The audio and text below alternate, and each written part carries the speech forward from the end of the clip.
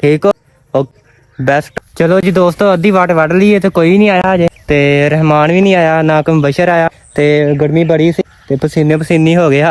ते ए वेखो अद्धी वाट जरी ना है वड़ ली, तो शाम पै गई, सूरज जरा ना गरूब हो गया, ते गर्मी जरी ना हद तो ज़्यादा, इस करके ना आस्ता आस्ता वढ़न ते जरी ना वाट वड़ लग ते अद्धी वड़ ते अज सिर्फ एक वाटे वढ़ी जानी, फिर जाके ना उत्तों जरे ने पट्ठे वढ़ने, मैं ते रहमान मुबशर जरा आना उधर खाद खिलारेंगे, इस करके जरा अज सवा को नहीं वढ़िया गया। कल नूं इंशाअल्लाह तआला तवा नाले छुट्टी है बच्चों नूं, ते नाले जरा ना सारे जने रल के ना फिर सवा कड्डांगे। ठीक हो, ते हजे तक जिन्हां दोस्तां ने सानूं सबसक्राइब नहीं किया फटाफट सबसक्राइब कर, ते मैं वाट वढ़ के थानूं मिलदा। ठीक हो, चलो जी अद्धी वाट वढ़ी गई है, इस तो इलावा होर कोई नहीं वढ़नी। तो सुनेहा मिल गया, अब उन्होंने कहा कि जरा पट्ठे तुसीं उत्ते वढ़ लो, कल जरा इस वक्त तुसीं आके सवाक वढ़ियो, इस करके जरा ना पट्ठे वढ़न चले। रहमान चले गया, तो मैं भी दातरी लैके जाना जाके तो पट्ठे वढ़ने, तो गर्मी इधर बड़ी सी, ते कहंदे सी कि आ जाओ, नाले गर्मी है ते नाले ना सुबह